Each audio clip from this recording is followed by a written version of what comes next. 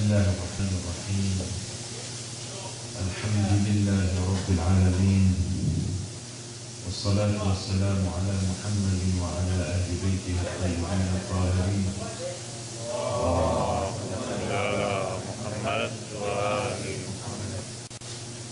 Brothers and sisters, Assalamu alaikum wa rahmatullahi ta'ala wa barakatuh. أعوذ بالله من الشيطان الرجيم. بسم الله الرحمن الرحيم. أرأيت الذي يكذب بالدين فذلك الذي يدع اليتيم ولا يحض على طعام المسكين فويل للمصلين الذين هم عن صلاتهم ساهون الذين هم يراءون ويمنعون الماعون. صدق الله العلي العظيم. We have been mentioning in the last few prayers, starting from yesterday, how it is important for us to try to concentrate in our prayer. And we have been trying to practice a sort of a exercise, so to speak. Just before prayer, when we spend half a minute or 1 minute, where we try to clear our heads, try to remove anything that can stop us from concentrating and totally giving our attention to Allah subhanahu wa ta'ala. Now I'm not sure if that's succeeded or not, but perhaps it's a step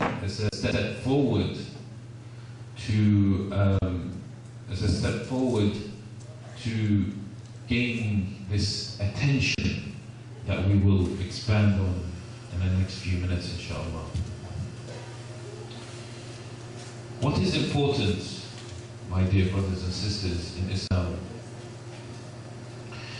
is that when we come to prayer, when we come to this systematic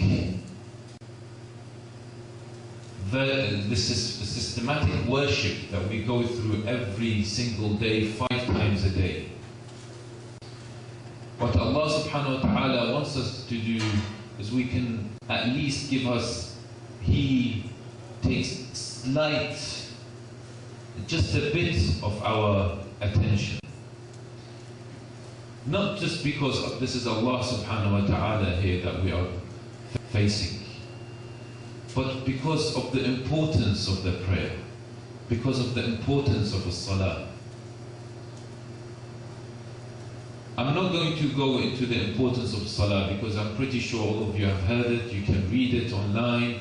Why do you pray? And if you don't know the reasons why you pray, then please go and read. And I'm pretty sure there are plenty of websites or plenty of books that can explain to you the importance of salah. One being that is very much related to what we spoke about this afternoon, which was remembrance. You're always in constant remembrance. قِيَامًا وَقُعُودًا وَعَلَى جُنُوبِهِمْ. You always must remember Allah subhanahu wa ta'ala. Imagine if we did not have prayers, if we were like the Christians who go and pray on Sundays. That's only if you're religious you go and pray on Sundays. Others, they don't pray at all, right? Then we will only remember Allah on a Sunday or on a Friday or whatever. But Allah subhanahu wa ta'ala has made prayer compulsory 5 times a day at 5 different times of the day. One in the morning, one noontime, afternoon, Maghrib, and then Isha at night. So that we can always, throughout the day, we can remember Allah subhanahu wa ta'ala. Even He tells us that when you're asleep, you have to wake up. Remember me. It's only a fly. It's perhaps the shaitan coming and saying, don't listen to him.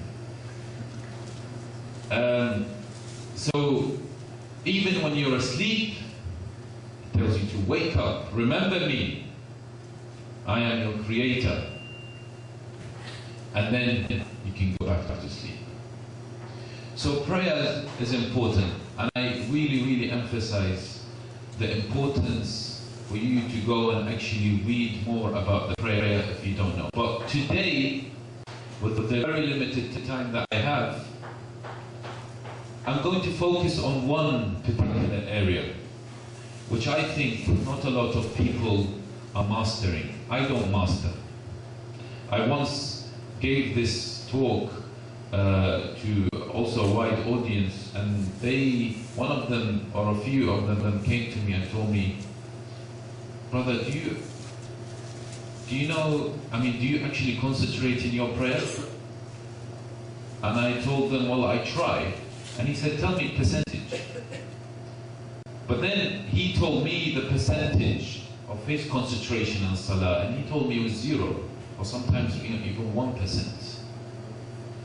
What is your concentration on salah? So when you say Allahu Akbar, is the time when all the thoughts that you've done throughout the day, everything that you have been thinking about in the last few days, anything that's in your mind just suddenly comes up. Have you realized that?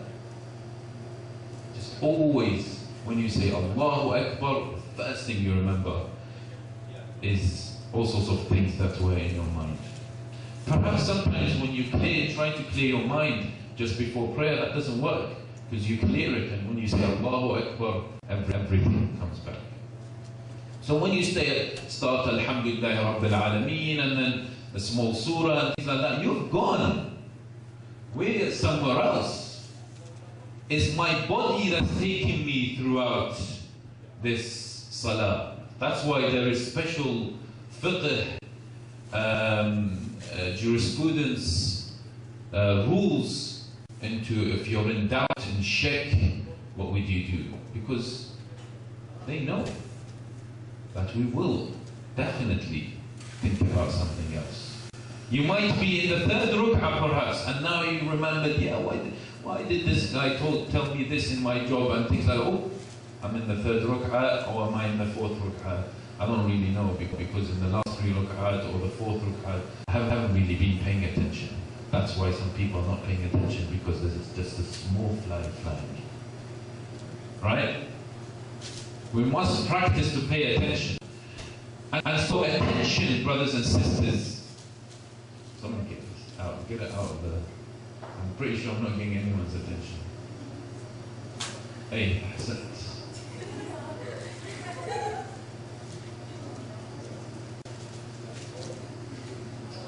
صلوا على محمد وآل محمد.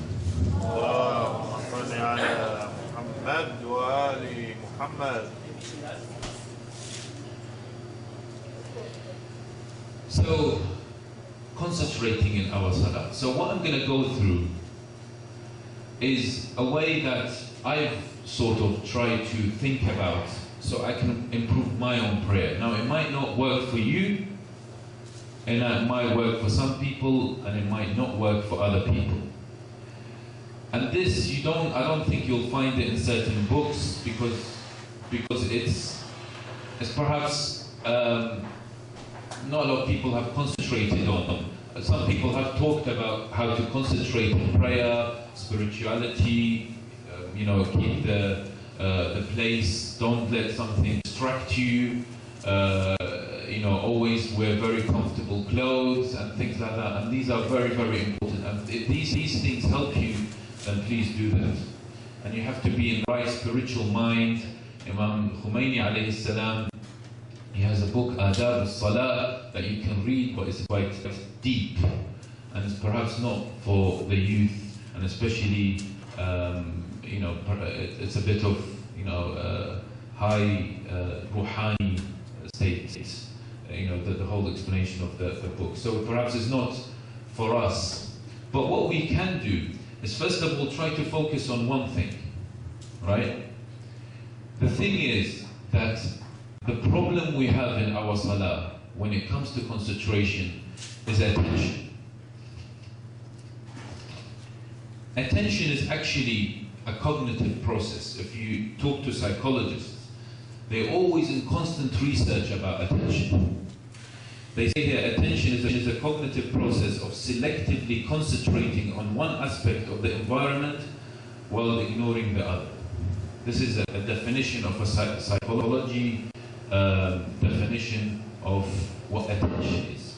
So you concentrate on one thing and you leave the environment, that's what's going on, because you're solely concentrating on one particular thing. This is what we need to do in as-salah. We need to concentrate, we need to give our attention to as-salah and forget what's been happening in our environment. Even if a fly comes and flies over, you know Imam Ali alayhi salam, when he was in battles, many battles he was in.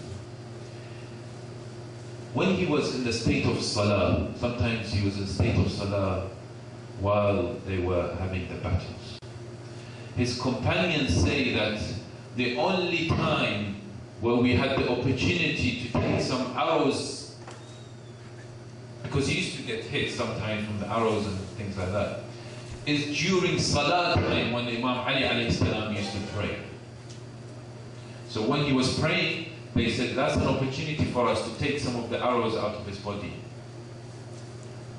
And they asked why? He said because he's in full attention with Allah subhanahu wa ta'ala. He doesn't feel anything. You know, when you take an arrow, perhaps it hurts. But he doesn't feel anything because he's somewhere else. As I said before in prayer, Imam Ali alayhi salam used to sweat before he starts his prayer. Because I'm going to face Allah subhanahu wa ta'ala. None of us here, I don't think, will even come close to knowing how significant this prayer is. Maybe Allah subhanahu wa ta'ala will forgive us in the hereafter. And maybe He will punish us. And He says, none of you come close to understanding the prayer. You were so much engaged in thinking about all sorts of things. Well, I need your attention. And then just 10 minutes. Don't I deserve 10 minutes? I am your creator. I've always tried to answer your prayers. Whatever you need, I give you. Don't I deserve 10 minutes? So we need to master attention, right? In any way you want. Try to, in any way you can, master attention. And what is important is that we need, in my view, in my humble view, what we need to do is we need to change our systematic salah. Because as drastic as this might think, it's not as drastic as it sounds. Because as we pray, so if I was to come and tell you, can you in every morning when you wake up, go to this shop and buy this particular thing for me and come back. And if you keep on doing that in the next few days, you'll concentrate. You say, yeah, you know, I have to take money with me, I have to go to this shop and buy this thing and come back. And keep on doing that every day. But after a year, when you've kept on doing this for 365 days and then on the 366th day, you're not really paying much attention because you're used to doing this every single morning. Do you usually concentrate while you're driving, for those of you who drive? No. You only concentrated when you were learning how to drive because you didn't know how to drive. But now, when you're driving, that's why a lot of people have accidents, because sometimes he's not paying complete attention to his driving. He's thinking about other things. Because driving has become so systematic, driving has become such a routine in our daily life that I don't give my brain to driving. I don't give my full attention to driving. I fear that the salah is exactly the same now. I fear that because we pray 5 times a day, our brain thinks that this is so normal, this is so repetitive. I'm not going to give you my attention when you are praying.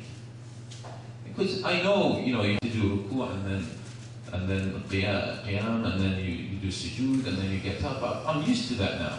Why should I give you the attention? So what we need to do is to change our salah somehow. Now, when I started to think about that, I started to think, how can I change my salah? Is it possible to really come and change my salah? Then I went to the books, the jurisprudence books of our ulama. I found that there are so many other ways that we can pray, but we sort of know one particular way of prayer that we are used to, and that is a recommended way, but there are other recommended ways. Then, of course, don't get me wrong that, you know, every single prayer you have certain ruk'ahs, or Salat al-Isha you have 4, and Salat al-Dhuhr. We're not talking about drastic changes here, but we're talking about certain changes in your prayer that could change the way you think about prayer, and then when you start to pray, you get the attention. So what I did was I did a bit of research on this, and then I applied it to myself. And alhamdulillah, I succeeded to some extent. It still needs some work, but I succeeded to some extent. So let me in the next few minutes, allow me in the next few minutes to tell you what I have very quickly come up with, and perhaps later on you might have some questions of anything that I can help you out. So there's a lot of detail in this. So I've written it here. There's a lot of detail into this, but I'll tell you just very quickly the main points which I think that can change your salah, which you didn't really know that you can do. So before, as we said, before you start to prayer, there is an adhan and there is an iqamah. Now, I don't really think, and I always do say these generalizations, but there's something in me that says I'm right? I don't think that a lot of people do the adhan before they start to pray. In fact, I don't think a lot of people do the iqamah before they pray, right? Let alone an adhan. And an adhan is set for you to try to concentrate in your salah, try to set your mood to focus in the salah, in your worship. Adhan is vital. If you have time, it only takes 1 minute. Even if you're late for that salah, even if you do adhan after 2 hours of the prayer time, then if you do the adhan, it sort of takes you slightly further into trying to concentrate. But that's going to be different, something different just before you pray. If you do the adhan just before every single prayer, then please continue to do that. If you don't, then it is mustahab for you to do the adhan. Again, this is different. Change. Right? Change. I don't want to sound like Obama, but change is important. Right? So you do the adhan and then you do the iqamah. In fact, some of the ulama have said that they are coming to a conclusion that al-iqamah is part of your salah. No one has actually come to that conclusion yet, but some of them are reaching that conclusion, that al-iqamah is part of salah. So it is not permissible, some of them will say, that you do the iqamah and then start walking around, and then you get back and then you say Allahu Akbar, because you have moved and the salah butlat. It is void. When you do the iqamah, you do some du'as, and then you do takbiratul ihram. So, do the iqamah. If you don't do the iqamah so that you can start concentrating. Now, in between the iqamah and takbiratul ihram, you can do all sorts of different du'as. If you have time, of course. Remember, what we're doing here is we're trying to change the way we pray. But changing it in a way that perhaps not a lot of us know that we can do. So, in between al-iqamah and takbiratul ihram, do all sorts of different du'as. Try to ask Allah subhanahu wa ta'ala to help you in this endeavor, in trying to concentrate in your salah. So say, وجهت وجهي للذي فطر السماوات والأرض حنيفا مسلما وما أنا من المشركين إن صلاتي ونسكي ومحياي ومماتي لله رب العالمين. And then start to say astaghfirullah al-azim. So you are changing, you are setting the right channel for your head to concentrate. So once again, I'm going through this very quickly because of time. So once you do this, then there are all sorts of different ways to try to say Takbiratul Ihram. Takbiratul Ihram is of course obligatory, but it is mustahab to try to do Takbiratul Ihram 3 times. So you do like this, 1, 2, and then you say third time, you say Allahu Akbar, or you do it 7 times, right? Say like this, you put your hands like this, 1, 2, 3, 4, 5, 6, and then 7 times you say Allahu Akbar. Remember, you are changing in your prayer. Your brain will then think, look, that's something different I should concentrate on. Why am I doing this, by the way? Why is this part of my salah where I do this like this? The reason why it's part of my salah is because the first thing that you want to do in Takbiratul Ihram is you want to take, as we're trying to do these days, is to clear your head. So by doing this, you are sort of removing anything that is in your head. So by doing this, Allahu Akbar, you are removing, this is a sign of removal of things that are close to you, your environment, so that you concentrate in your prayer. So when you do this, Allahu Akbar, you are trying to make the environment less distraction, and you're trying to gain attention in your prayer. So when you say Allahu Akbar, it's also recommended to Ista'in billah min ash-shaytan ar-rajim. Say it very quietly. A'udhu billahi min ash-shaytan ar-rajim. Right? And then you start Bismillahir Rahmanir Rahim. Get the shaitan out just before you start.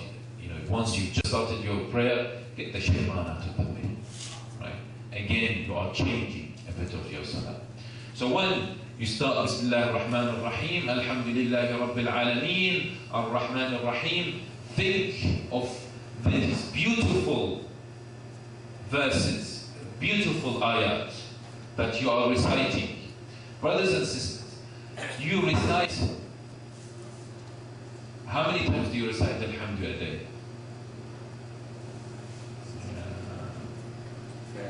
10. If someone is awake, so you recite 10 times, right? Because there's 5 prayers, and every prayer you recite twice Alhamdulillah, right? So I'm going to finish in the next few minutes. If you're getting bored, I'm going to finish in the next, but I need your attention, because I need your attention so that you can have attention in the salah, right? So Alhamdulillahi Rabbil Alameen, think of these beautiful words, but also try to contemplate in these words. And I thought of actually going through this verse, Surah Al-Hamd, in a more detail, trying to explain to you of what these ayat mean, but perhaps if you want later on we could do that. This is probably, we don't really have much time. But if we don't do it, and if you don't know what is the meaning of this ayah, of this verse, then you have to go and learn.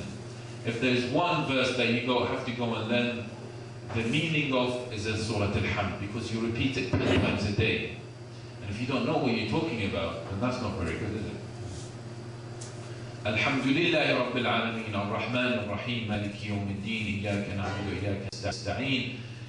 Try to, once you start to recite Surah Al-Hamd, don't just say it as if you are talking to someone else, but try to give a bit of a tone to your voice. Say Alhamdulillahi Rabbil Alameen. Try to change it so that sometimes when you try to put a tone into the way you recite, your brain will pick that up and try to concentrate and will give you the attention. Now once you finish Surah Al-Hamd, you will then select another surah to recite. Now this is important. Why do we always pick the small surahs that we knew when we were children? So Surah Qul Huwallahu Ahad and Surah Nanzalnahu fi Laylatul Qadr. And there's nothing wrong with these surahs. They're very, very good surahs and you should recite them. But there's plenty more of like these surahs. So for example, the one we just recited, أَرَأَيْتَ الَّذِي يُكَذِّبُ بِالدِّينِ.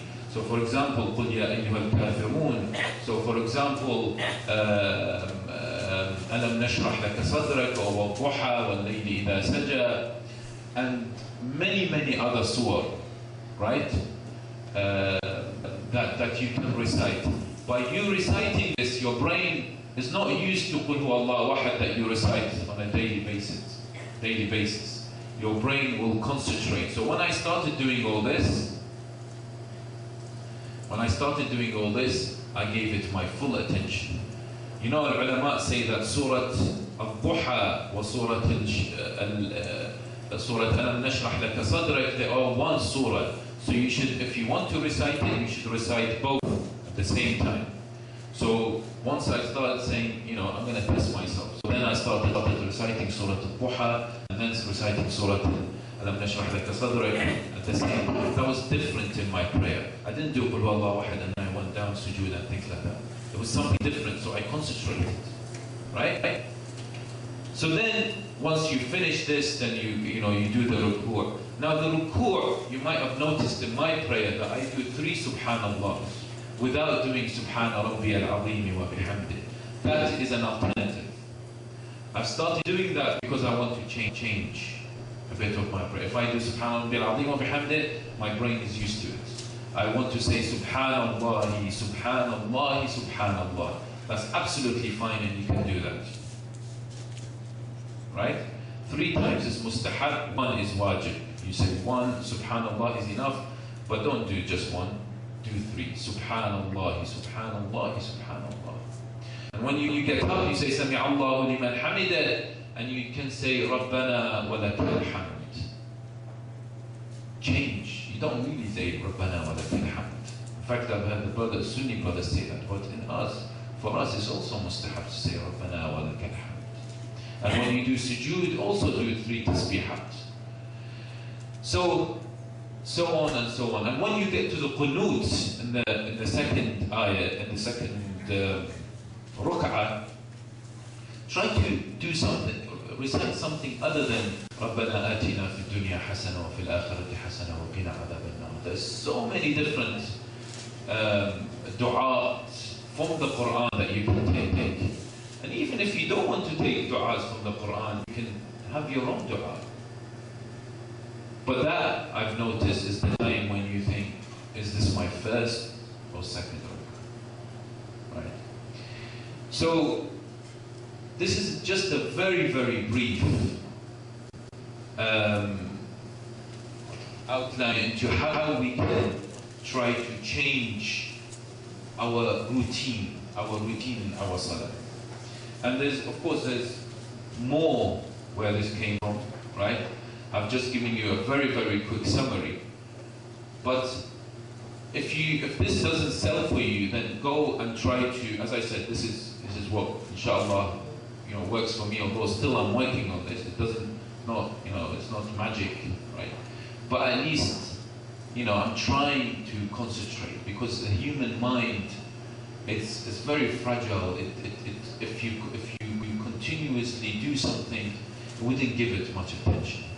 But the salah, you do need to give it your full attention, because this is Allah subhanahu wa ta'ala. I really don't know how our imams used to pray in full attention, and they used to sweat, and they used to be, they was described as somewhere else. They describe as somewhere else. In the sujood, for example, we have Imam Sajjad, in his many adhiyas and things, when he used to do sujood, he used to prostrate it used to take so long. It used to take so long that he used to have a mark on his head when he used to get up.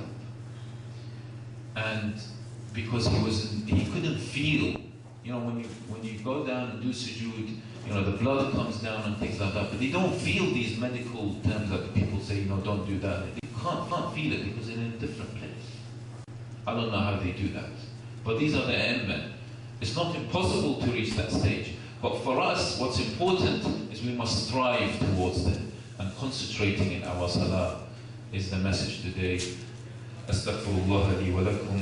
Assalamu alaikum. I can explain to you the importance of salah. One being that is very much related to what we spoke about this afternoon, which was remembrance. You're always in constant remembrance. قِيَامًا وَقُعُودًا وَعَلَى جُنُوبِهِمْ. You always must remember Allah subhanahu wa ta'ala. Imagine if we did not have prayers, if we were like the Christians who go and pray on Sundays, as only if you're religious you go and pray on Sundays. Others, they don't pray at all, right? Then we will only remember Allah on a Sunday or on a Friday or whatever. But Allah subhanahu wa ta'ala has made prayer compulsory 5 times a day at 5 different times of the day. I'm totally giving our attention to Allah subhanahu wa ta'ala. Now I'm not sure if that's succeeded or not, but perhaps it's a step forward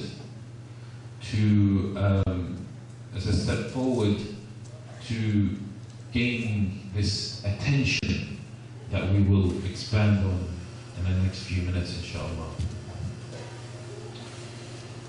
What is important, my dear brothers and sisters in Islam,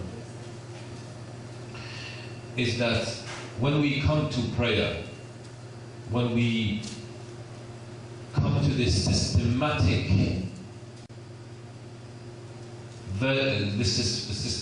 worship that we go through every single day, 5 times a day. What Allah subhanahu wa ta'ala wants us to do is we can at least He takes just a bit of our attention. Not just because this is Allah subhanahu wa ta'ala here that we are facing, but because of the importance of the prayer, because of the importance of the salah. I'm not going to go into the importance of salah because I'm pretty sure all of you have heard it, you can read it online. Why do you pray? And if you don't know the reasons why you pray, then please go and read. And I'm pretty sure there are plenty of websites or plenty of books.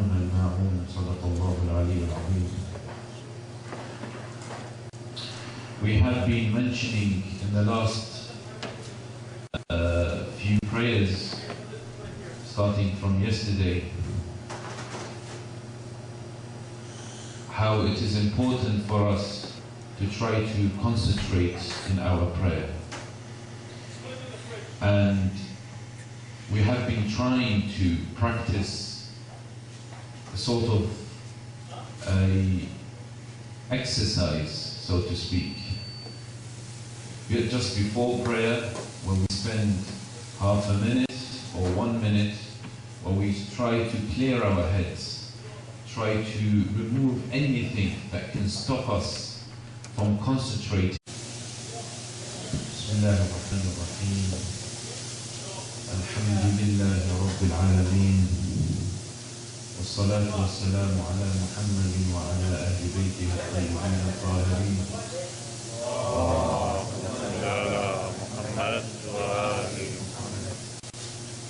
Brothers and sisters, Assalamu alaikum wa rahmatullahi ta'ala wa barakatuh. أعوذ بالله من الشيطان الرجيم. بسم الله الرحمن الرحيم. أرأيت الذي يكذب بالدين فذلك الذي يدع اليتيم ولا يحض على طعام المسكين فويل للمصلين الذين هم عن صلاتهم ساهون الذين هم يراءون ويمنعون